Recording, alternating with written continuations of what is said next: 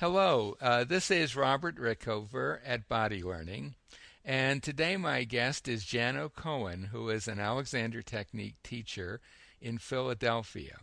She also is a long-term student of the Yang style Tai Chi with Maggie Newman, who is a senior student or is a senior student of Chang Man Ching, and she's been uh, involved with Tai Chi for a great many years. And we're going to talk today about how the Alexander technique could be useful for people who are learning or teaching Tai Chi. Jana, welcome to the show. Hello, Robert. Thank you for having me on. Well, thank you for taking the time to do this. Could you begin by giving our listeners a short definition or description of the Alexander technique?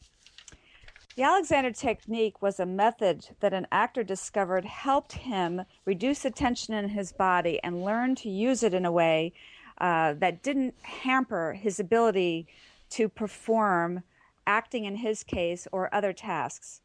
So people learn the technique by learning a bit about anatomy and about being touched so that they do not shorten their spines anymore and learn how to move their joints the way they were designed to be used. Mm-hmm. So it's used by people in a wide variety of professions, including a lot of performing arts, but also people with ordinary jobs or activities they do, sports, whatever, and basically helps them do whatever they're doing more efficiently, with less chance of injury, that kind of thing, right? Exactly. Now, how does that specifically apply to Tai Chi?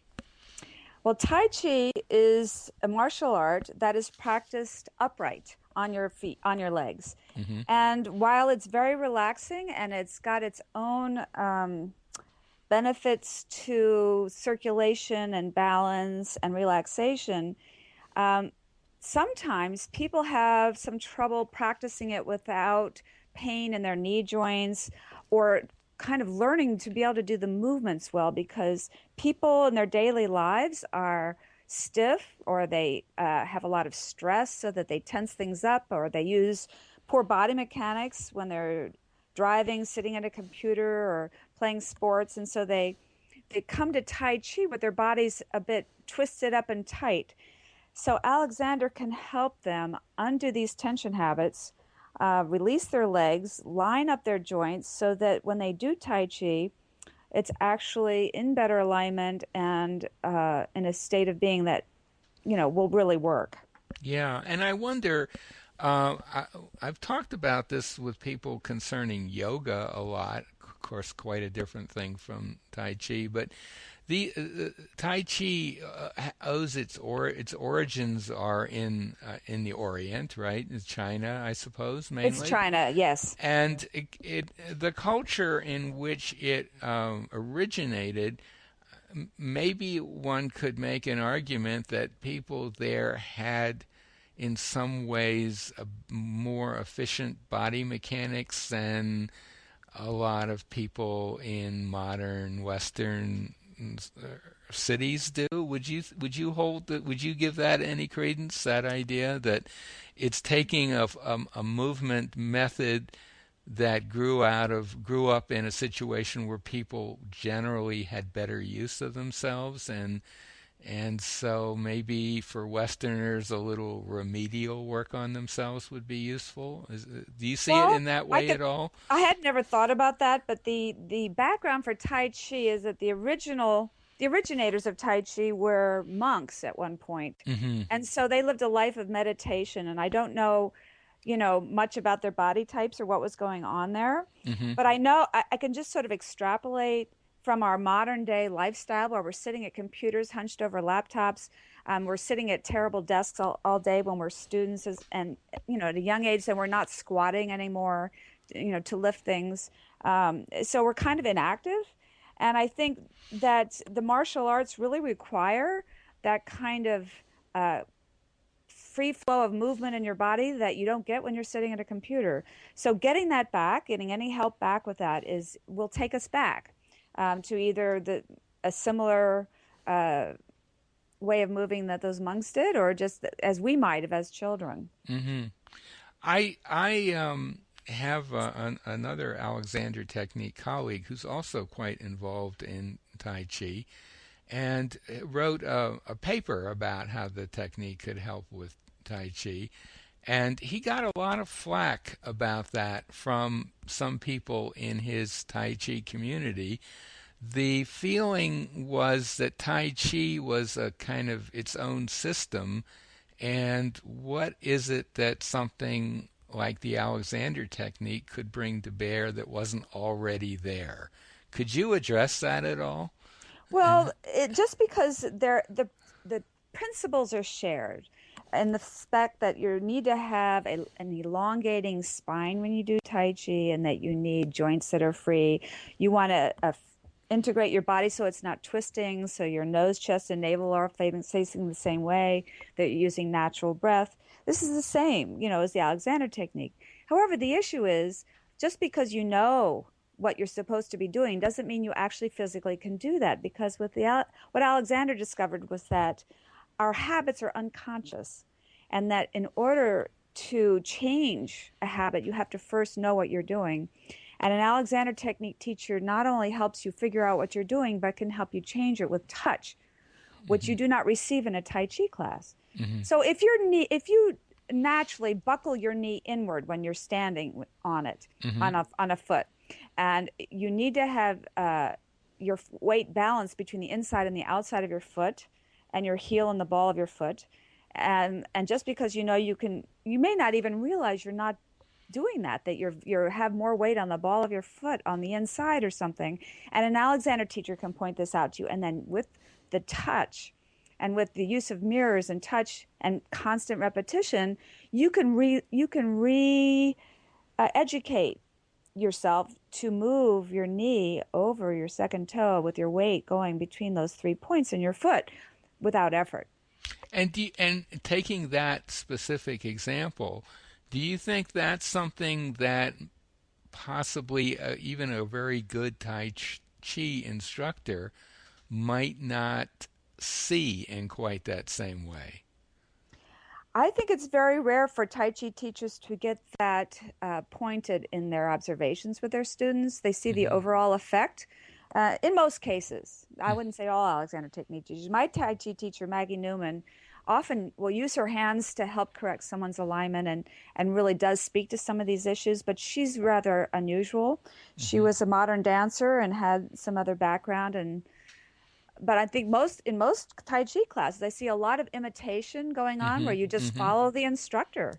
You don't know Right. if you're doing it well or not, and somebody's not necessarily correcting you. Right, right. And And actually, in my own personal experience, I've never studied Tai Chi, but I have studied Qigong, and the method of learning it in my case was exactly as you say, simply imitating the instructor. The instructor spoke very little English, and he would occasionally make very minor suggestions, but he himself had he was very good at what he was doing, and I found I could learn a lot by just following along, but I'm not sure that I would have been able to address the kind of specific issues you just talked about that way.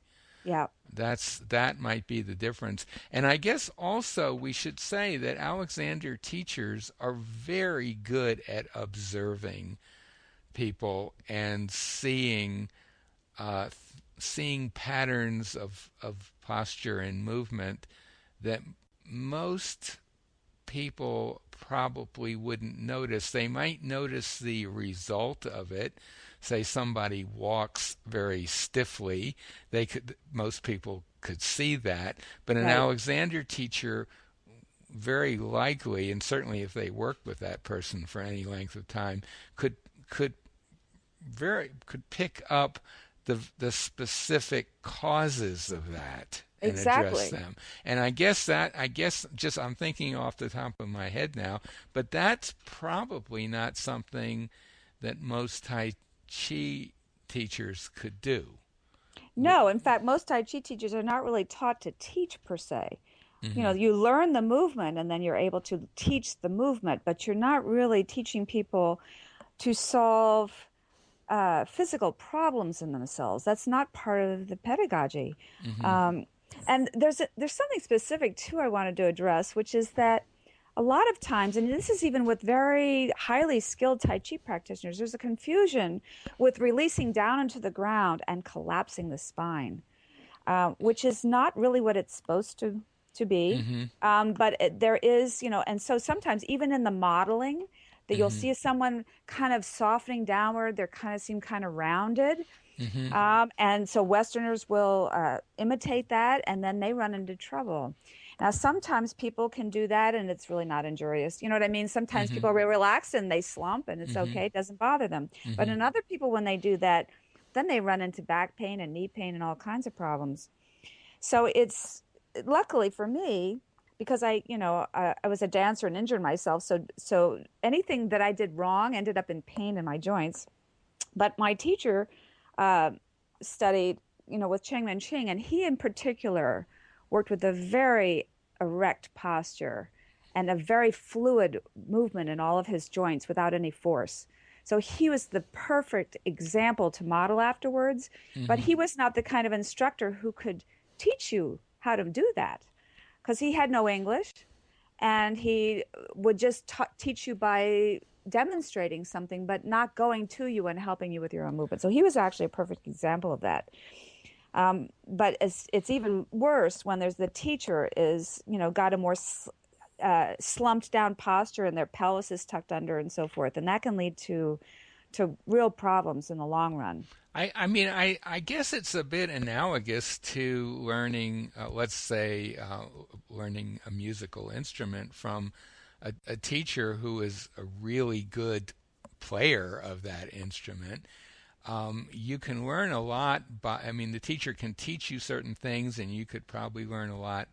You will learn a lot by imitating their patterns of movement, but that teacher may not be a very good teacher of overall coordination. It's kind of a bit much to expect a violinist to also be a good teacher of coordination and balance. Exactly. And Exactly. maybe that's a, that analogy would hold true for Tai Chi as well.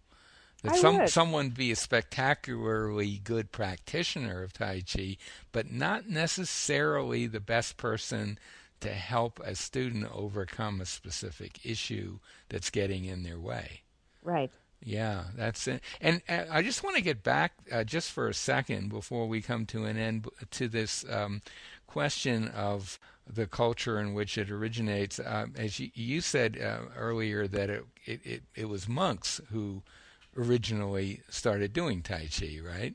Yes. That And got the first form of it. the Yes. first forms. And um, possibly, of course, we don't really know because we're going back into the sands of history here, but it's quite possible that they themselves were pretty self aware and in a way that most people aren't.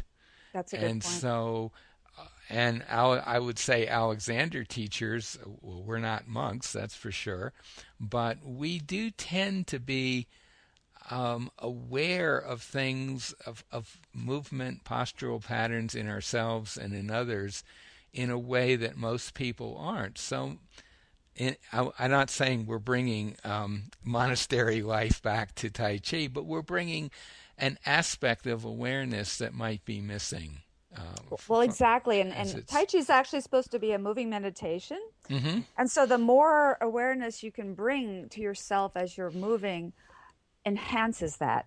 And that is, again, why my particular teacher is a spectacular example because she really uses the opportunity of studying Tai Chi to make everyone pay attention to what they're doing and to improve what they're doing. Mm-hmm. And I wanted to bring up another benefit, Mm-hmm. which is the idea of Tai Chi is that you're moving, you're have an idea about what you're doing, and it moves the energy in your body, which then moves your body. Now, so what we're essentially doing with Tai Chi is moving energy through it, building energy, and coming into balance. And the use of Alexander technique um, is so wonderful because the way we use our hands is the same way you want to use your hands with Tai Chi, which is opening your joints so the energy Hmm. can come through. Right. And so when you communicate with another person, that you're not invading their space, but you're simply touching them. With Tai Chi, we touch and push hands with 4 ounces of pressure. So it's just to listen and feel the other person. So any tension you have in your arms and your hands is going to block that. So when an Alexander technique teacher can help you, then you're going to open more, be able to do the postures better with softer hands, and also do the push hands practice with better hands. Hmm. And the other marvelous thing is that Alexander technique teachers know about that partnership from touching other people. And they really uh, we're always listening for movement and feeling where the other person is on their how they're grounded on their feet and where they are in space. And that's what a Tai Chi practitioner needs to do, both with themselves and with another person. So we can help, we can share. So it's not just body mechanics that an Alexander technique teacher has to offer, but something deeply principled that we can share with the Tai Chi practitioners. We can understand what they're doing and we can join it. Hmm. And we can join it by not changing what they're doing, but enhancing what they're doing. And of course, most Alexander teachers are not Tai Chi practitioners, and I assume that you would agree that you could, as a Tai Chi practitioner, or teacher, or student, you could benefit a lot from working with an Alexander technique teacher who's never done Tai Chi. Absolutely. There's no requirement for that. Right, Yeah, right. absolutely. Jano, is there anything else you want to add? Oh, let me think. I guess just something about appreciating the beauty of Tai Chi, um, that it's this idea with Alexander technique of opening sort of your internal landscape, your body, opening up and having your energy flow. And Tai Chi, they're both such beautiful practices, and they marry so easily that I feel saddened if either Tai Chi practitioners or Alexander technique practitioners are closed to the idea that the other modality can help them, because it's, to me, it's a marriage made in heaven. Hmm. So, just talking briefly to Alexander students and teachers who are listening to this, what might be some benefits for us in learning either Tai Chi or some other form of that kind, Aikido, or in my case, it's Qigong. Right, right. They're I all mean, beautiful. yeah. I mean, how do you just address the Alexander people in our audience briefly? What are some advantages of learning something along those lines? Okay, I have a lot of ideas about that. One is that we all need to move. It's very easy to get static, hold postures, you're sitting, you're standing, or to get oriented towards certain limited movements, even if you practice hands on the back of the chair or lunge or how often do you do that, for yourself? You may be standing and helping other people do it, but you're not necessarily moving yourself. So we all need movement. It's healthy for us, gets our own energy moving, and then it also helps us empathize with the people that we're helping. So if we're moving and used to moving and paying attention to our own movement, then we will certainly understand what other people are doing more. Another aspect is learning to move with another person. So when you practice a martial art, you learn to be responsible for your own body weight and your own movement, and get it going. And then you work with another partner, and so it's more dynamic. Hmm. It's not a teacher situation, but it's a dynamic interaction back and forth. And boy, you can just learn a lot from that. Yeah, I actually think I'm a better teacher for I do a very short qigong form every morning. It's about Yeah, 5 minutes, and to me, it just seems like a nice wake up for the day. Kind of yeah. gets things moving, and I certainly apply my Alexander thinking to it. And yeah, anything else you want to add before we bring the conversation to a close? No, I think that that was great. Get me started. I can talk all day. If anyone would like to speak with me more, they can always contact me. Yes, and my guest today, Jan O'Cohen, is a Alexander Technique teacher. And do you teach Tai Chi as well? Oh, yes, I do. So she teaches Tai Chi. She teaches the Alexander Technique. If you're in the Philadelphia area, we'll put a link to her website by the interview. And if you're anywhere else in the world, we'll put a link to a site where you can find an Alexander Technique teacher in your area. Jano, thanks so much for being on the show today. Oh, Robert, thanks for having me. I enjoyed our conversation.